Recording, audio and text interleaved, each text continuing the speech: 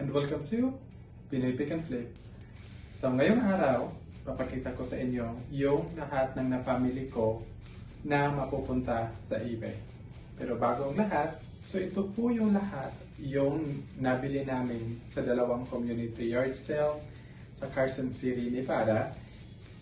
Ibibigay ko na rin sa inyo kung ilang community yard sale yung napuntahan namin at saka mga furniture na libre na nakuha ko doon, kung magkano rin po yung nagastos namin sa yard sale na yun.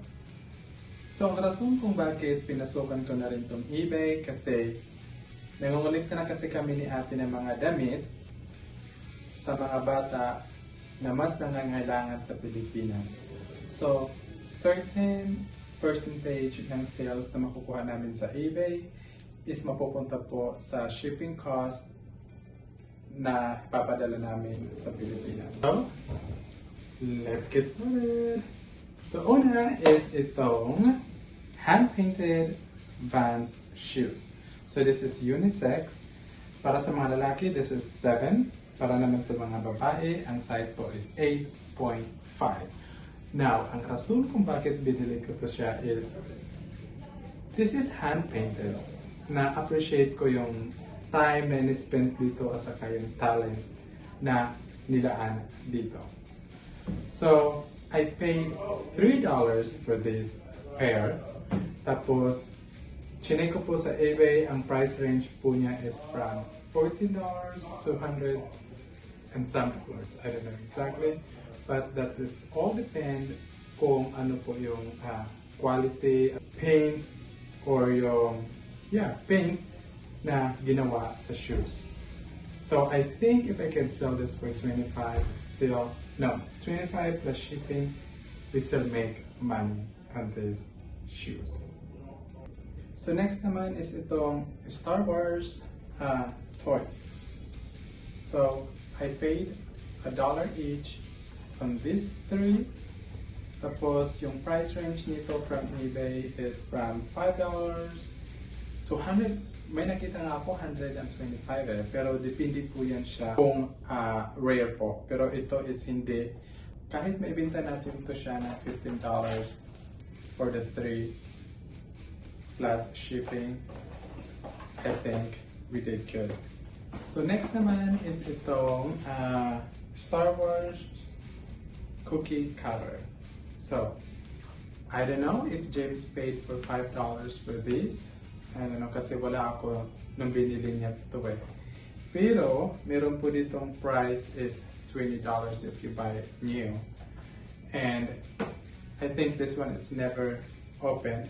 So, kung maibibinta natin ito siya ng $12 plus shipping, still, we make money. So, yung next naman is itong black Ralph Lauren large sweater. I paid $4 for this sweater. Tapos, yung price range niya sa eBay is from $10 to $40. Depende po yan siya sa sitwasyon. So next guys is itong quilted Ralph Lauren jacket.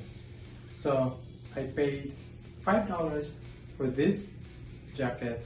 So, yung price range po nito from eBay is from $74 to $139. Depende po yan siya, again, sa sitwasyon na jacket. So, kung maibibinta natin siya ng $65, for $5, we have like $60 profit from that alone. So, yung susunod po nating item is itong pilot jumpsuit. Kasama po yung sombrero nito. So, she's asking $5 para sa costume na to, pero nabili ko po siya ng $3 kasi hindi ko alam kung magkano talaga yung pwede nating maibenta. So, nakita ko po siya online, yung price range po niya is from $20 to $58. Depende rin sa sitwasyon. Pero ito mukhang bagong-bago kasi sabi nga niya, pinatry po niya sa kanyang anak para sa photo shoot ata. Kaso hindi po niya nagustuhan kaya hinubad agad at hindi na po yun siya nasuot ulit. So kung maibenta po natin siya ng 35, yeah, so we did good on this one. So yung susunod po nating item is itong couch kids vest. So this is a medium size. Tapos she's asking $10 para dito. Tapos sabi ko, let me think about it kasi kung makikita nyo, medyo may ano po yung ilalim. Pakita ko lang sa inyo. Yung ink pa, so nagdadalawang isip ako nito kasi nga dahil sa issue na to. But, nung nag-load na ako ng mga nabili ko sa yard sale na yun, hinabol niya ako at gusto niyang ibenta sa akin ng $5. So, nabili ko po siya ng $5. Baka makahanap tayo ng paraan paano ito tanggalin. Kaya kung may mga idea kayo kung paano ito tanggalin, please let me know bago ko po siya i-post sa eBay. Kailangan ko kasing sigurado na malinis, wala pong mancha, para po makakakuha tayo ng medyo magandang presyo. So, ang price range po nito is from $40 to $174. So, yeah. So, yung sunod po nating item is itong Guess Fur Shoulder Bag. Wala po akong masyadong makita nito sa online. May nakita ako brown. Is exactly the same as this one. And then, the price range is from $20. I don't know exactly how much. Kaya hindi ko alam kung paano ko ito siya presyohan. But, I paid $1 for this. So, kung may binta natin siya ng $25, I think we did good. Yeah, see? The same yard sale, nabili ko po ito siya ng $1. So, kung may binta natin ito ng 12 plus shipping, it's actually a nice bag. See? So, isa sa pinaka-paborito kong nabili sa community yard sale na yun is itong mga bags na made of wool. So, sabi niya, these are all Pendleton, but I'm not sure about this. So, wala po akong idea kung gawa ba ito sa Pendleton lahat. Kasi, wala naman kasing walang tags mula sa labas at saka dito sa loob. Pero, itong sling bag is Pendleton. So, yung price range po nito is from tatlo po dito is tinatawag na tote bag, tapos isang shoulder bag, backpack, at saka isang, ano ba tawag nito? Sling bag. So, yung price range po nito is from $15 to $50. Depende po yan siya kung bago or used. So dahil used po ito siya, kung mabibinta natin ito siya ng $32 each, and I paid $10 for this whole thing, and I think we did very good. So yung sunod na makikipakita ko sa inyo is itong tinatawag na vintage Barkley LED toys. So, ito po ata yung murang yard sale find ko sa Carson City, Nevada.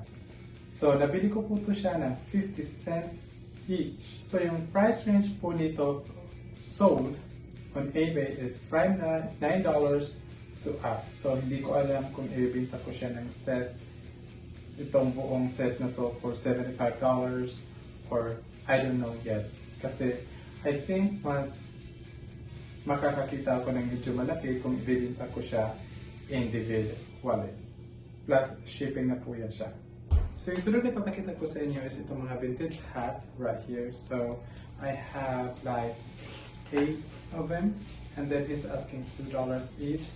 So, pinili ko lang po yung medyo popular Tapos mas makakakuha tayo ng medyo magandang presyo. So, I paid $2 each para sa mga hats na to. Tapos prenisyohan ko po siya from $12 to $22. Kasi ito, yung price range nito is nasa mga $24 up or $19 up. Depende po. So, yeah, I think I did good for this hats right here. Last but not the least, na paboritong kong nabili sa community yard sales na yan is itong bag na to. Hindi ko alam kung ano nakain ko ng araw na yun, pero para sa akin, unique po siya. Totally different for me. So, kung makikita nyo, para sa akin, ang ganda. Okay? Tapos, I paid $2 for this. Sa katangahan ko nga, hindi ko alam kung anong tawag nito, kung saan to gawa, paano ko po siya ma-presyuhan. Hindi ko alam para sa akin. Maganda. So, ito po lahat ang nakuha naming libre sa sales na yon. Isang cedar chest, coffee table na pwedeng gawing dining table, lamps, vintage lamps, metal tray, leaves shape, dalawa po yan, isang malaki, isang maliit, at saka yung curtain rods.